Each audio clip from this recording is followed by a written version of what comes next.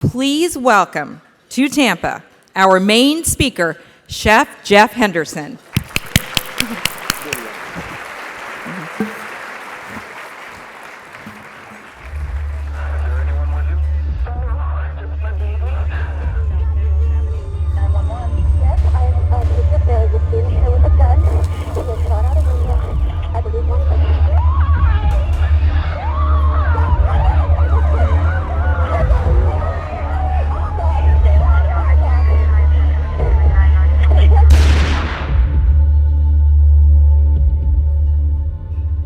He's an ex-convict who's the first to tell you he is not proud of his early years. Me and my sister pretty much took care of ourselves.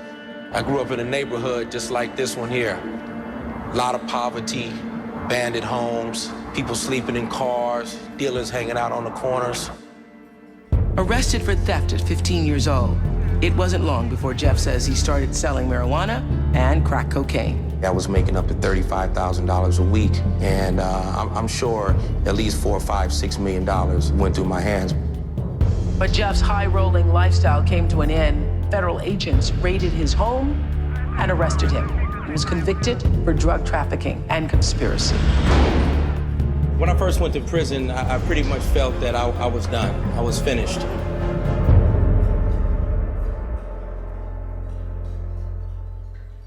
It's never too late to have a wake-up call. There's always time to recognize that you have the power.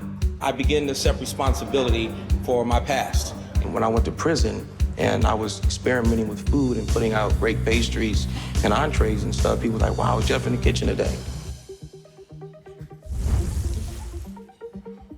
From the prison yard to the Las Vegas Strip, Food is one of the most important things to a person who is incarcerated. Chef Jeff's journey has been anything but ordinary. Prison saved my life. You know, I was rescued from the streets. But I hope these young people can make the change in their life in society today without having to go to prison and take that journey that I had to take. He became the first African-American executive chef at Cafe Bellagio. You know, I had to straighten up the way I walk. You know, I had to clean shave my face. Is a New York Times best-selling author, former star of the Food Network's The Chef Jeff Project, and today is the host of the nationally syndicated television show, Flip My Food. Hi, I'm Chef Jeff, and welcome to Flip My Food. This is one of the better guys in the business and one of the top chefs in the country today. I gotta tell you that. What a great story. Chef Jeff Henderson. Welcome, Chef Jeff.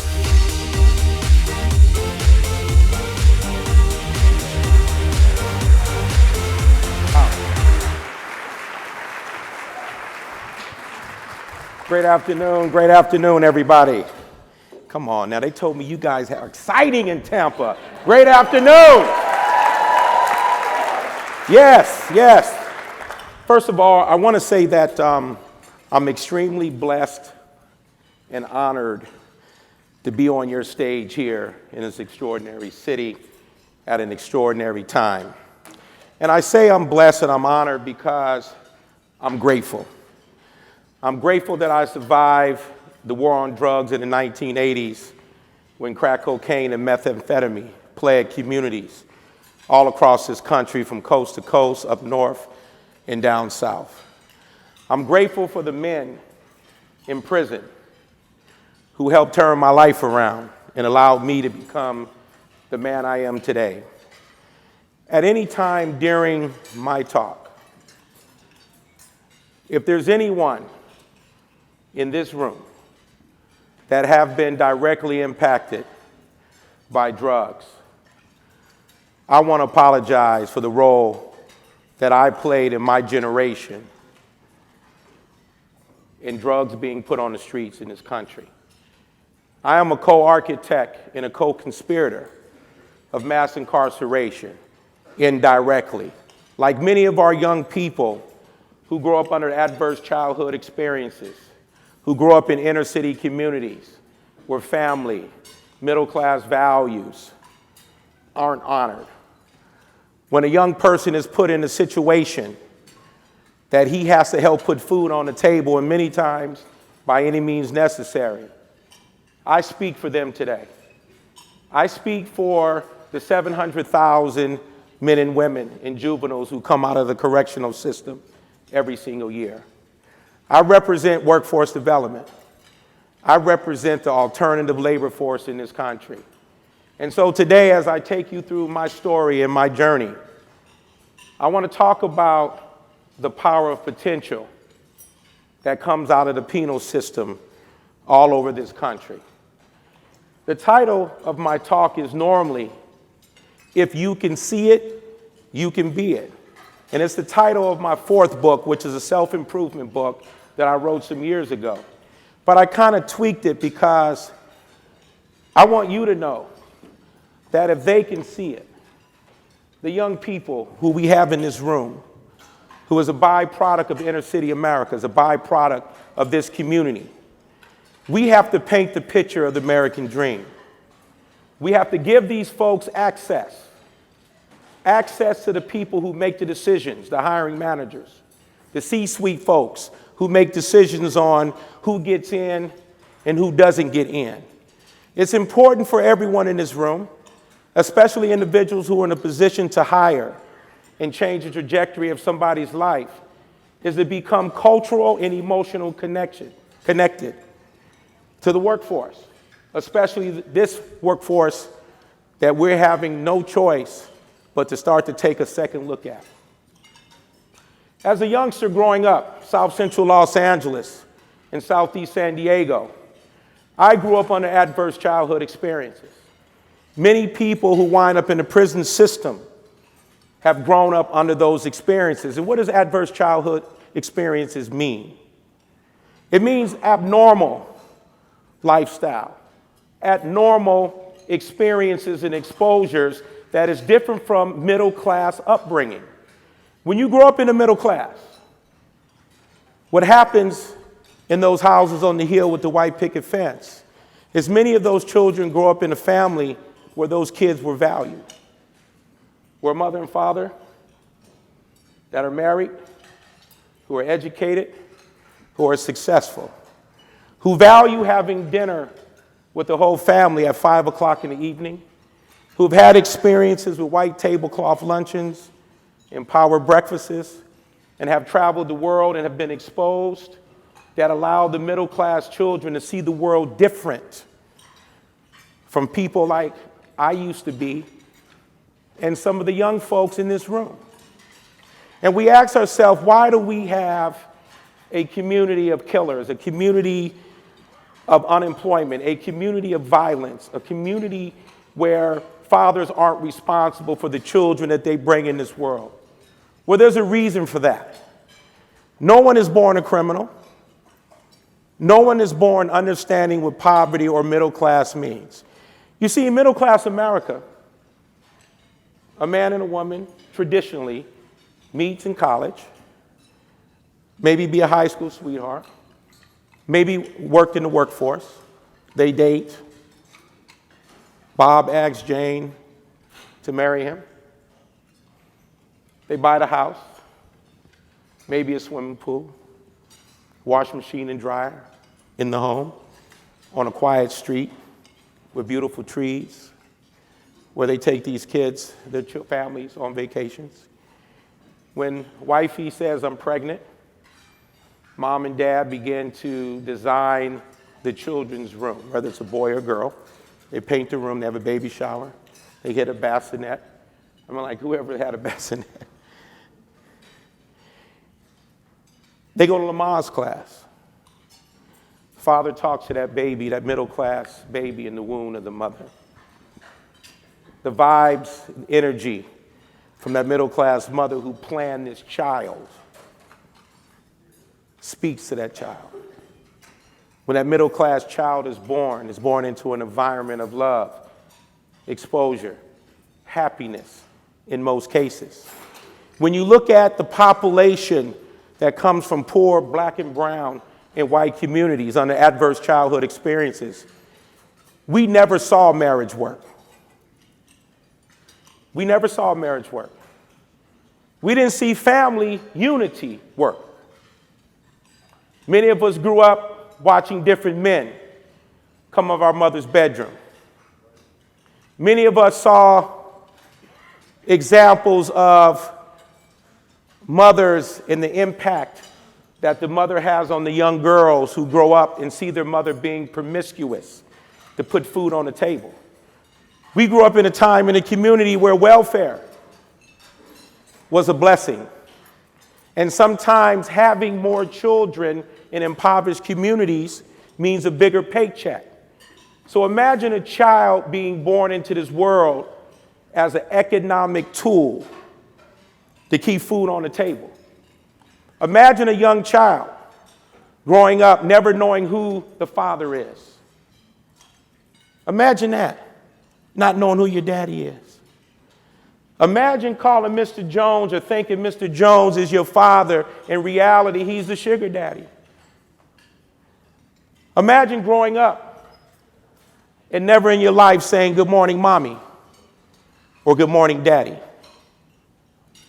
Many of the young people who grow up in many of the inner city communities are byproduct of accidents. You see, sometimes the inner city mother, when she's pregnant, it's like, oh shit, I'm pregnant. But she's promiscuous because that's her hustle. That's how she gets the bills paid. And then when a young girl sees her mother being promiscuous to survive by any means necessary, that child acts out that culture and lifestyle of the mother, so the young girl becomes promiscuous. And this is why we have a problem of teenage pregnancy in this country. When you think about the birth of a criminal, how do these young people in poverty become criminalized? They're taught indirectly. And in the black community, from my own lived experiences, my mother told me that I was the man of the house. And when a mother tells a young boy, you're the man of the house because there's no man in that house, and that young boy have never had man training, father training, have never seen examples of what a father truly does and the impact that a father has on his son, what drives that criminal in us? What drives that streetpreneurship, that hustle, that street grind? The one desire is for us to help our mother. That one desire is driven from the fact that the trauma of seeing your mother in multiple relationships is devastating to a young boy. Because we know historically the umbilical cord between a mother and the son is never cut. And when the mother hurts, when the mother struggles, that young boy struggles, that young boy hurts. And so when you have blinders of poverty on, you figure out a way to put food on the table. So that trauma, that generational trauma that's passed down from generation to generation plants the seed of criminalization. I was there. I started doing criminal things as far back as I can remember, stealing, breaking in houses, stealing bicycles, stealing cars, selling weed in high school. Education doesn't work for a lot of us, not general public education. Because no one tells us, in my era, growing up, I'm 57, I never was told why I had to go to school. I just had to go to school. You know, school becomes the babysitter many times for a lot of young kids in poverty. No one ever connected. Had a great school teacher. I remember my elementary teacher, Mrs. Scarborough, a white woman from the suburbs. She was amazing. She used to bring candy bars. She used to show us the Disney films of James and the Giant Peach and Curious George. But Mrs. Scarborough lacked a cultural and emotional connection. She didn't understand the trauma. The school teachers, the trauma, the lived experiences of the people that they've been assigned to teach. Money is the driver of poverty. If my teacher would have connected the house on the hill with the white picket fence, a middle-class lifestyle, or having a condo out here with a boat parked in front, or having an amazing meal of a duet of filet and roasted chicken and a vegetable ribbon salad with an amazing deconstructed tiramisu cake with a little raspberry coulis on there. If somebody would have connected mathematics and science and English and the power of education as the long game to building wealth and building success. You see, we're driven by money, even though wealthy people are too. They just do it a little different. They invest a little different. Their value systems are a little different. So when I look back at my life, it wasn't the fact that I grew up in poverty. I never saw marriage work. My mother had multiple relationships. My father left when we were 2 years old. What drives criminality is value systems. When you lack value systems, you're in survival mode. You do whatever necessary to win. So as I came up through public school, I failed at everything. Except one course, drafting. There was something unique about drafting that I loved. You know, the table that was slanted this way, and you had that L-shaped ruler and a little number 2 pencil and that little device where it has a little sharp piece. You stick it in and you do a 45-degree angle. I got an A in connecting the dots. But no one ever paid attention to what I was good at. I used to get in trouble for talking and not sitting in my seat and talking loud. I have the school report. No one ever saw that maybe communication and my love of people would one day be a career or was a gift. Marcus Buckingham, if you never heard of Marcus Buckingham, he's an interesting guy. He wrote a book called The Standout and the One Thing You Need to Know. He worked for Gallup Poll for 20 years studying the world's most effective leaders and managers. And he talked about the experiment that he did with his own children. You know, when our kids come home with bad grades, what do? We zero right in where our kids suck at. Right into where our children fail at. But we don't put the money, time, and effort behind what our kids excel at. And just humanly, by nature, it's humanly impossible to be good at everything. So if you suck at math and you suck at certain things, okay, you'll try to get a little better. But where you get an A at, that's where the effort needs to be behind. So Marcus Buckingham says, play to your strengths and manage around your weaknesses. So when you look at young talent, and when we look at our children, we say, what is their gift? What is their strengths? What is the one thing that you do extremely well? That's the gift.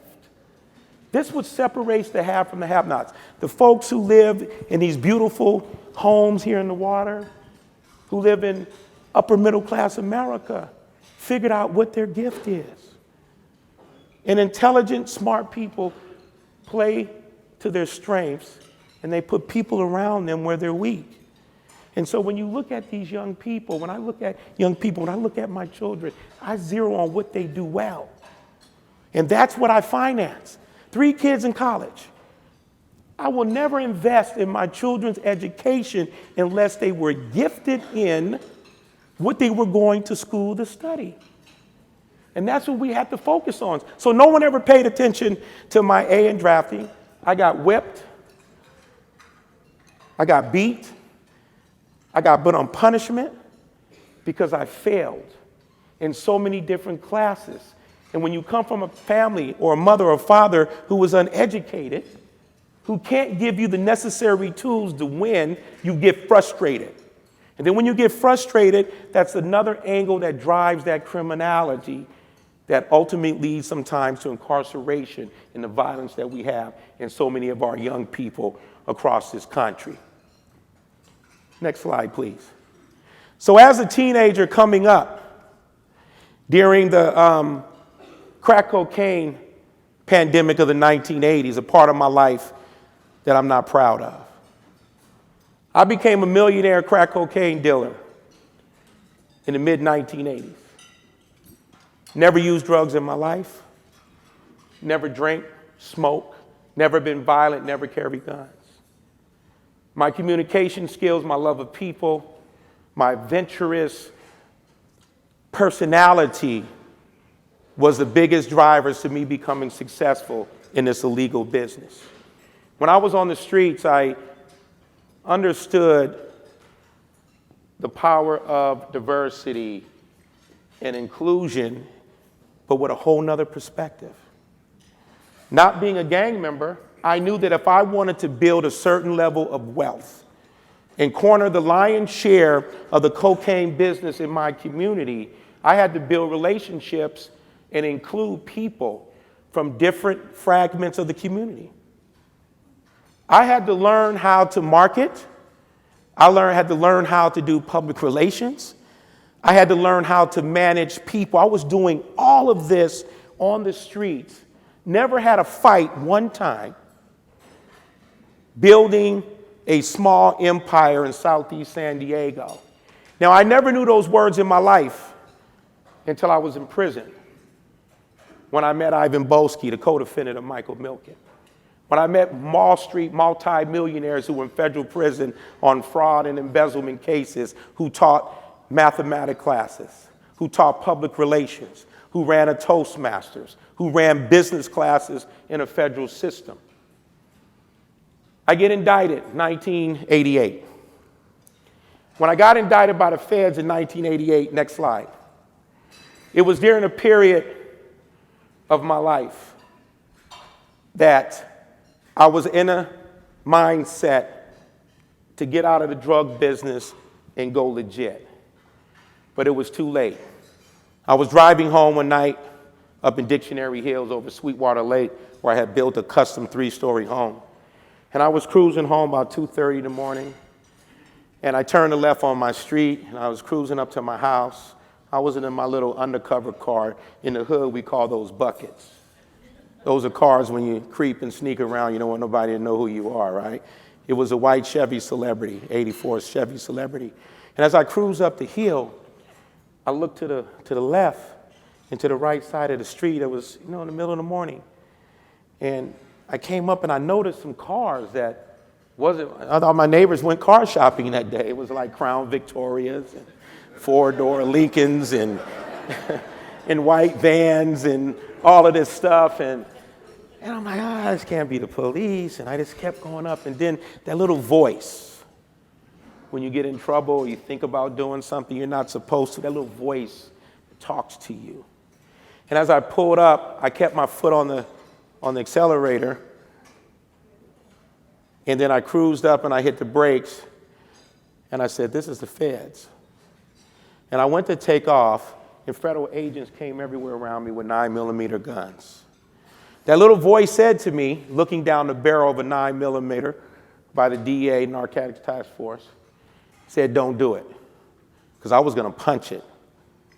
Said, don't do it. Rolled down the window. Said, get out. I got out. They cuffed me, took me into my house. They set me down as they were ransacking my house. All kind of thoughts begin to go through my mind.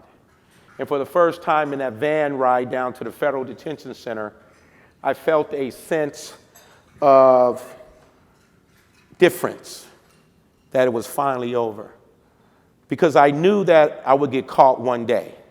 I just didn't know the ramifications of what I was doing on the streets. Didn't know about the feds, because they don't tell you, educate you about laws and how much time you do. And I wind up getting 10 years in prison. I was facing 10 years of life. And they sent me off to federal prison, a very, very dark place. I don't know if anyone in this room has ever been in a cage before. But living in a cage is a whole nother level of trauma. Living in a cage sometimes can destroy you or make you stronger. And during this period of time, living in a cage with a stainless steel toilet, little bunk bed, a little locker, toilet paper that's like a brown paper bag. It's like no Charmin, no box spring, no spring water. Have you ever drinking water off a sink that sits on top of a commode that you share with somebody else? So all the luxuries of the lifestyle I created for myself was my version of the American dream. The house on the hill with the white picket fence for my mother.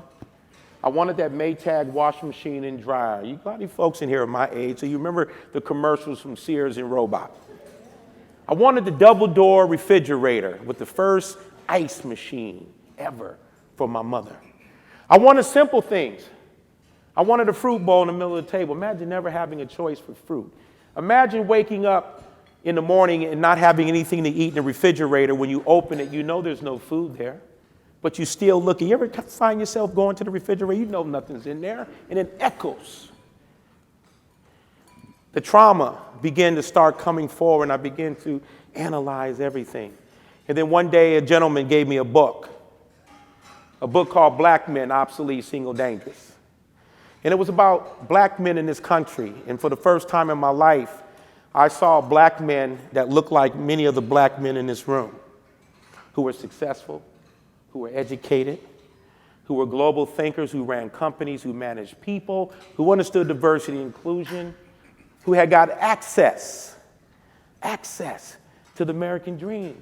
And I was blown away because I never saw that before. I never saw families that were united. And that was my dream. My dream was to change the financial situation of my family. And as I began to read this book, I became inspired by people who were celebrated for their intelligence, not for the car, the jewelry, the women, the houses, the money, but for who they were as a person. And I didn't start reading right away. It was about a year and a half because I was frustrated. I blamed everybody for my incarceration, white people, the government, my father for leaving, my mother for the circumstances she raised us in. I kind of felt that I was never wanted. And to feel like you were never wanted and never loved and was never able to cry and show emotions. When you grew up in a house where you were beat sometimes to sleep or whipped awake, that's adverse childhood experiences. Have you ever been cracked in the mouth by the backhand of your mother or your grandfather? Told that you were worthless. These are the young people who were born into this world, who didn't ask to come here, that make up a majority of the prison system and responsible for the violence in our communities. Human beings who are capable, who have the intellect and the ability to be successful like everyone in this room. And when I begin to read, I begin to see the world different. You see, I was a little boy who rushed to get on the school bus every day. And how I got the vision of the American dream, I'm blind in one eye, partially blind in one eye. And I always wore thick glasses. But the kids used to make fun of me, and I used to take the glasses off, but there was something magical about those glasses. I saw stuff that nobody else saw. I saw the American dream as a little boy because our school bus took us through the suburbs to get to school. So I saw mansions. I saw family. I saw middle-class America, which gave birth to my dream. I just didn't know how they got it. What was the strategy to the middle class? Until I began to build relationships in prison, I became culturally conscious. I learned about politics. I built relationships with white men in prison. The first time I ever in my life sat at a table with a white man was in prison, because when you grow up in the hood, white people don't come to your house. We don't go to white people's houses. We eat with our families. We eat with the people who we feel most comfortable with. So when I sat at the table with a white guy, it allowed me to have conversation with Rosario Gambino, who was head of the Gambino crime family, who was serving 45 years to life in prison. I learned table etiquette from this man. The nicest guy in the world, about this tall, Italian guy, mafia. And you know, I watched movies in my life. I know about the mafia. I thought they were just some bad dudes. Like, he was nice and polite with mannerism and value systems. I'm like, I could have, because he was a little guy. But you can't do that to a mob boss. You be calling home looking for your mother. Mom's been missing for a week. That's how they operated. And Mr. Gambino was the nicest guy. He was the only inmate in the federal prison at Terminal Island in San Pedro that wore a presidential Rolex, a gold chain with a rosary on there. He was a world-class gentleman. And then I began to build relationships with the white-collar inmates, because everyone has their own TV room in prison. The whites, the blacks, the Hispanics, the Asians, the Europeans. And it was something unique about the white guys' TV room that was very interesting to me. They never watched sports. There was always Wall Street Journal, USA Today, National Geographic, Business News. They were always having conversations about finances. And I began to have these conversations with them. And one day, Wall Street guy invited me to their Toastmasters chapter in prison. And I went to Toastmasters. He said, Jeff, I want you to tell your story. And I got to speak for like 10 minutes. I told my story. Came off the stage, and the white guy came to me and said, Jeff, you're a smart guy, man. You had $1 million when you was 19. You had custom-built homes, Mercedes, you traveled, all of those things. He says, you understood marketing, branding, public relations. You understood profit and loss. You understood how to manage people. You had a love and zest for life and business. You have the same business traits and mindsets as us wealthy white guys. And I'm like looking like, this dude must be crazy. He said, the only difference between you and us is that it's the product. He says, all you got to do is change the product. Boom, that was my aha moment. You know how Oprah talks about your aha moment? Talk about connecting the dots. That was my aha moment.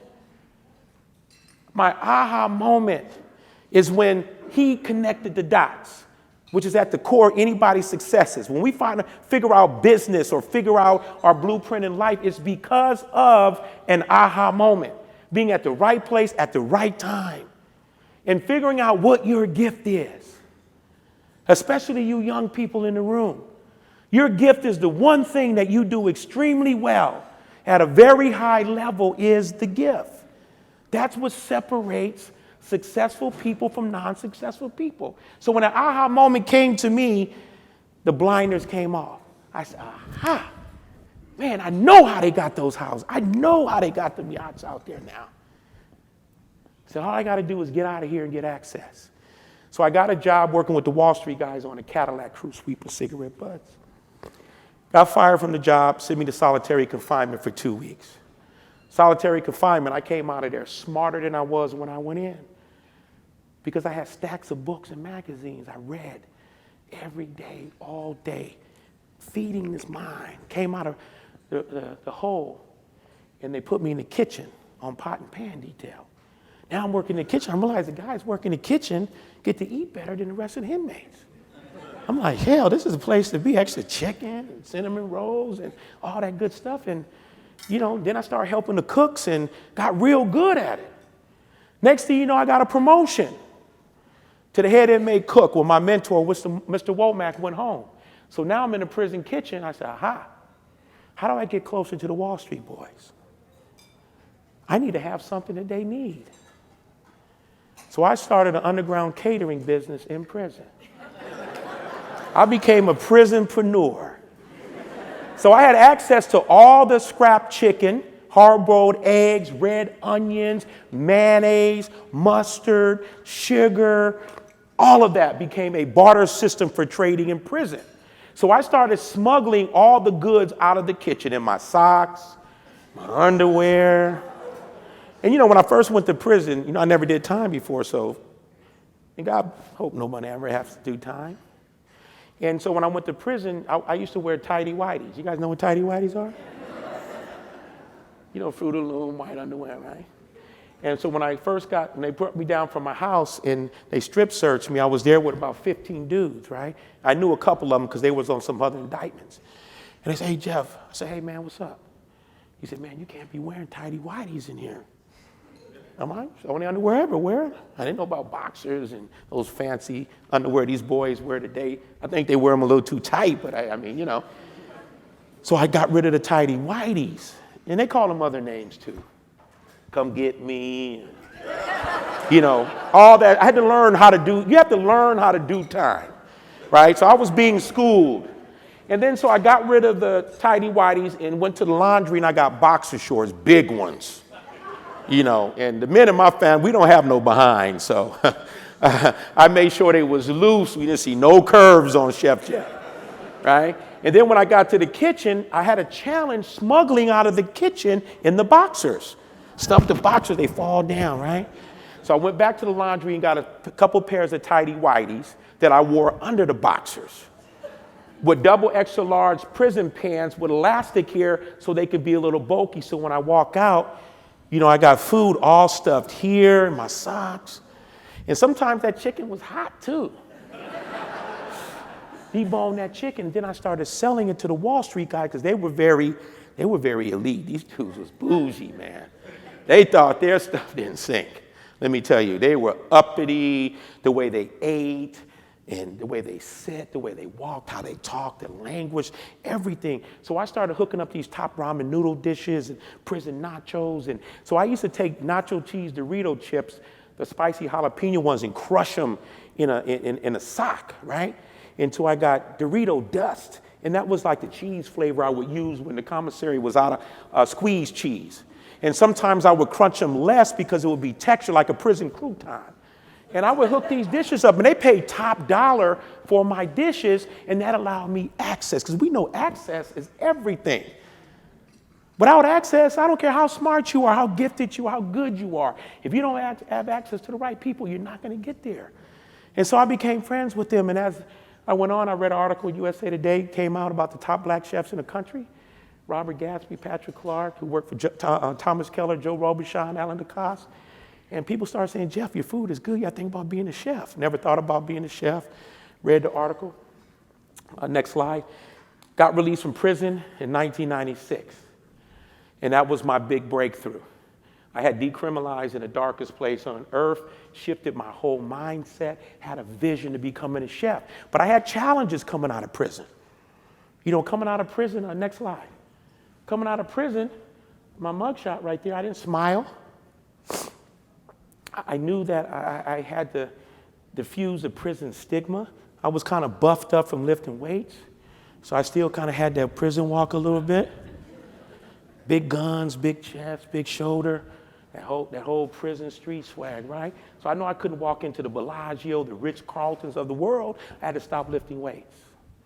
I immediately clean-shaved my face, took makeup to cover my earring hole up. I had to learn to smile. My first investment was getting my grill fixed. Look at my grill.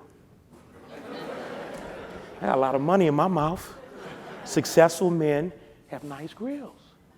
I started getting my hands manicured, right? And when you start getting older as men, you know, in age, I had to make sure I had no gray hair coming out of my ears. You know, them men hairs in your ear, they be rough. They not like, they don't lay down. They like, you can see them. You can know someone didn't use a mirror when they were shaving, right? It'd be here, and make sure I have no hair coming out of my nose. And had to don that smile. I had to start wearing tight pants, right? Successful young people, successful men wear tight pants. All you suits out here wear tight pants, right? So I had to start wearing tighter pants. And it was uncomfortable walking with tight pants on.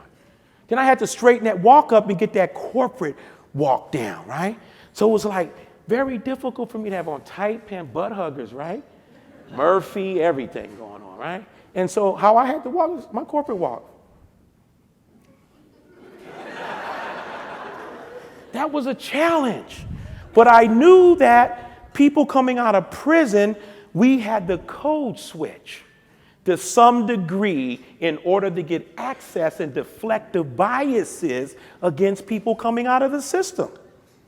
This is why it's important to engage and have a cultural and emotional connection and understand the subcultures of people coming out of prison so we can begin to incorporate them into the workplace. The eyewear had to change. Everything about me had to say brand, brand, brand. Next slide. Pivot was easy for me. Grit, I've always had, and I've always been mental tough. Surviving prison, the hood, trauma, violence, and the things that people from the inner city go through is a strength when you hire someone coming out of the system. Knowing how to swim with sharks and not to get bite is a skill set. Robert Gatsby was one of the top black chefs in the world who worked for the big boys. He's the guy I read about in the paper. And he had a restaurant in Beverly Hills, 672 Wilshire La Brea. And I studied him. I shaved my head like his. I went out and got the $150 Bragard Egyptian chef coat, just like his. And I studied this man. And it took about 2 weeks. He brought me in. He was a little hesitant at first. because I had been to prison, but I came in and I made my case. When I was young, sir, I made some poor choices in my life and I went to prison. But while I was in prison, I changed my life. I transformed. I became a better human being. And I'm sorry for the choices that I made in my life. And then I presented him what we do in our training is the inmate proof package. So I knew that employers are going to want to know, did he really change his life? Or is he just saying that? No, I came home armed with 27 certificates, a high school diploma, and I was the head inmate cook, and I had pictures of my food in the prison kitchen with my whites on, and part of those certificates was building maintenance, electrical, barbering, and culinary. And so I said, this is what I've done over the 10 years because employers want to know, did you lay down in prison or did you transform? And so I was armed with all these different things. And so he brought me straight. I came right out of prison to a high-end white tablecloth restaurant. So the first time in my life, again, being exposed. First time I ever had bottled, steel, high-end, fancy water. Ugh. What is this? Something tastes like toilet, sink water above a toilet, lemon or lime. So I had to re-educate myself, again, middle-class culture, middle-class values. And so working under Robert Gatsby, who cooked for a lot of celebrities, and he worked in Spain and Italy and France, he's from England, Bedford, England, I learned the culture of middle class. I learned the culture of wealthy people. I learned the culture that I wanted to be a part of so I can earn the most dollars in my career. And so my career took me through Marriott, Ritz-Carlton, Hotel Bel Air, came to Las Vegas in 2001, became the first African-American chef de cuisine at Caesar's Palace, first black executive chef at Bellagio, and Hard Rock Hotel running steakhouses and restaurants. Thank you. Wow. And so when I was there at Bellagio, phone ring, and I had to change my walk 3 times, by the way, to get into the Bellagio. Because I didn't have a culinary degree. They was like, this guy is just too good to be true. And so I just waited, executives, in Vegas, you got 3 years and they fire you. So I just kept waiting till new executives came in, and then I went in and pitched myself and was working there one day. A literary agent called and asked me, did I want to tell my story and write a book? Never thought about writing a book. And I said, sure. He came out, we wrote a proposal for a book called Cooked, From the Street to the Stove, From Cocaine to Foie Gras. And he took it back to New York, shopped it. It went into auction with the top publishing houses in New York. I was like blown away, like I'm just a drug dealer. But what they was interested in is how I built street wealth, how I was able to decriminalize in prison, and how did I come out of prison and make it in the corporate hospitality world, which was fascinating to the publisher. And so I wrote the book. Mike called me and says, Jeff, book is about to go to publish. He says, I got some good news. What is that, Mike? I'm still working Cafe Bellagio. He says, you're going on Oprah. I was like, holy, Oprah. I'm like, man, this is crazy. Chef Jeezy? Oprah? I mean, come on, who thinks about going? Oprah calls you, you don't call her to get on. Had no publicists, no assistants. Went on Oprah, I was sweating bullets. I was nervous to death that she was gonna tear me apart. But she was pretty grateful and pretty humble towards me. And the show was about resilience, people who never give up, people who fight every single day to achieve greatness. You know, the 10,000-hour rule to mastery. And once I lock in on something that I'm most interested in, I don't stop. I just go, and told the story on Oprah. Then 2 hours after Oprah air, I was in New York, phone ring. I said, hello, Chef Jeff, may I help you? Hey, Chef Jeff, what's going on, man? This is Will Smith. And I said, hey, who's playing on the phone? What's up, man? He says, this is Will Smith, Big Willie from Philly, right? And then my agent came on and said, Jeff, this is Will Smith. Then I went back to the home. Hey, man, what's up, Will? Yeah. What's up, man? The walk came back out. I was like, what's up, Will? Yeah. I got real cool. I didn't want to be, good afternoon, sir. How are you, Chef Jeff here? I was like, what's up, man? He said, man, I love your story. I said, I would love to meet you. I said, sure. I'm thinking he's going to come to Vegas or something. He said, no, I want you to come up to Brooklyn where I'm filming I Am Legend. Went up to where I was filming I Am Legend, and I met the dog. I met his family. He had a trailer as long as this room. Virtual golfing, everything. It was like totally pimped out, right? And it was an hour before he came in. I got there, met his family, Steve Tisch, Jason Blumenthal, Todd Black. These are all the guys, scape artists that does Denzel's and Will Smith's movies.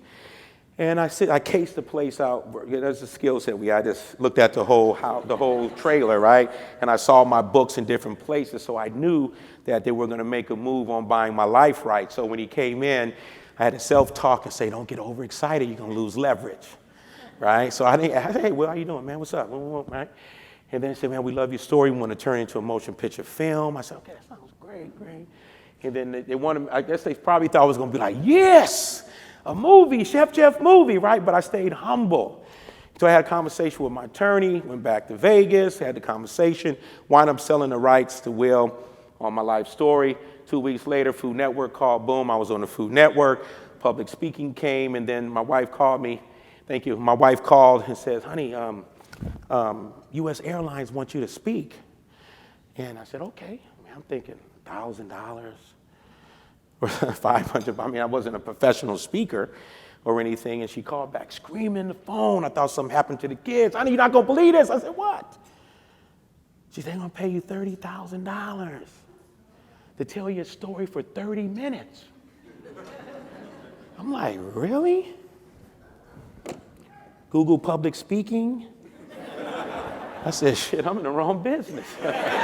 Took the chef coat off. Send my resignation letter in, and then I went full-scale public speaking, what I've been doing all this time. But to cut the story short, workforce has been something that I've played a role in for the 25 years when I walked out of prison and also when I was in prison. And people start coming to me and saying, "Jeff, how did you do it?" You know, and it started out with me coaching people and teaching young people in schools in prison on how to build a brand and become marketable to the workforce. And then over the years, I decided, I was speaking and, building a lot of different things. And I said, it's time now to open up a school. And I opened up a nonprofit 501c3 workforce development, culinary, and pre-employment program in Las Vegas in the middle of the pandemic, where we teach young people, using food as a therapeutic tool to tap into their trauma, to help them overcome a lot of the anger and the issues that's holding them back from being released. And so what I realized that there were so many different subcultures within cultures that we as employers have to educate ourselves about. In the old days, it used to be like, okay, black folks, white folks, Hispanic folks. But within every culture, there's subcultures that I don't even know that are black. And so I had to educate myself about how young people think, why they do things, and why they grow their hair tall up here and shave it on the sides and all that type of stuff, and figure out a ways and say, look at things that why they're being held back. And so I work focusing, helping kids and adults coming out of the system.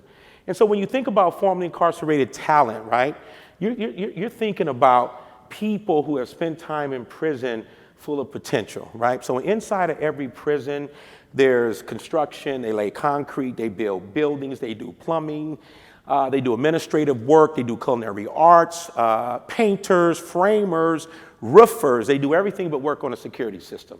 So if the security company's here, we don't have experience in doing that, right? And fencing, we don't do fencing. They don't let you work on the fence or up in the gun tower or brick masonry. There's brick masonry, but you're not building prison walls, right? So when you think about this population of people in the system, I would have to say the majority of people in prison understood what they did, turned their lives around and want to do the right thing, but need opportunities. And I've been saying this for the last decade. Companies now are in a position where they have no choice but to consider people like who I used to be for second chance employment opportunities today. The day of 100% depending on immigrants to fill low labor, low wage jobs, unskilled jobs is over. Because of that first and second generation who have retired, who have passed on, whose children are like our middle class children who are going off to college. And the parents of those immigrants spoiled their children and worked hard for us to provide educational opportunities for their kids so they don't have to do the work. And so now we're struggling for labor. Women are having less children, less families. I was looking at something that came over yesterday about the millions of dogs that are like for sale here in this country. Like families now are getting dogs. They're not having the children. So when you forecast in the future, what are we going to do? There's 70 million felons in this country.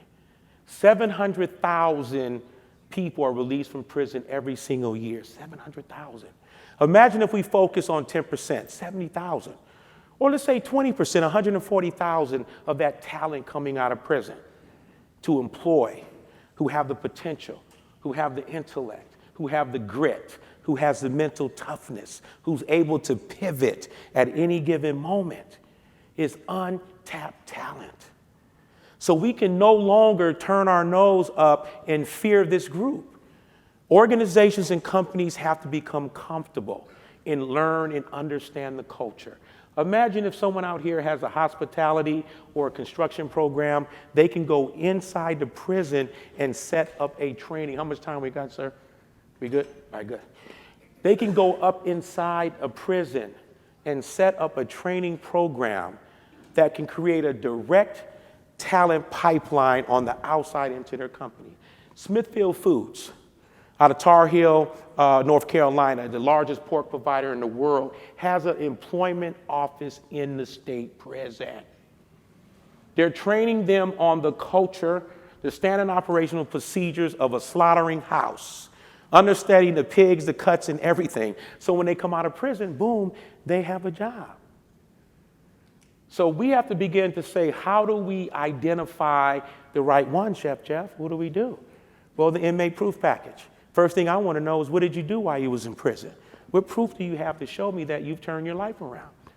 Then where do you recruit these people? You know who should be here today? I made a call before my talk up here, and I called the chief probation officer in Milwaukee. And I said, Keto, sir, you need to be at these workforce conferences. Because when you go to federal probation versus the state, federal prisons have a more sophisticated, I don't want to put state prisoners down, but you have a more upscale convict versus a lower scale one, right? So the workforce is there. Train them, develop them for long-term retention. When you talk about investing in the workforce, we have to be creative now. We're going to have to take less profit. So if you take a person coming out of the system, most men come out of the prison system, have court fines. A lot of the men and women coming out of prison, even women, have child support fines and issues because their fathers are raising the kids while the woman's in prison. What if you guys took your corporate attorneys and said, let's help these formerly incarcerated employees with their court fines, which is a low rate every month. You pay the fine for them. You use your attorneys to help them settlement with their child support because they was in prison for 10, 15, 20 years, and it keeps piling up. Now you've created loyalty with that particular talent because you focus on developing the whole person versus just giving them a check. That shows what? You care about us. You helped me with my court fines. Take the pressure off me because the PO is calling you for that fine you got to pay every month and you're just now working. You pay the fine for them. You help them take care of the child support or tickets. You know, even tickets, warrants stay with you throughout your prison term. And when you get out of prison, sometimes they arrest you right at the door for a speeding ticket that happened 10 years ago. Those are small initiatives, small little extras where you create brand loyalty and retain these folks for a longer period of time. So that's what has to be the focus. On next slide, because we're gonna roll through here. Next slide.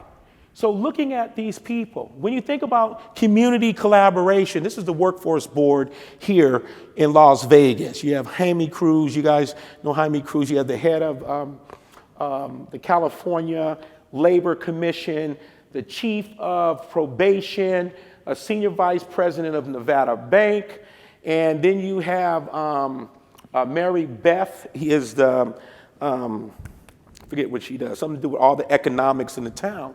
We brought them to our kitchen, and we prepared a 4-course high-end white tablecloth meal for them so they can see firsthand of the talent. Education, blended resources, blended services are all key to understanding this market and helping integrate this market in Las Vegas. At one time, you couldn't get a job in the casinos being a felon. Until Steve Wynn came, he started an ex-felon program.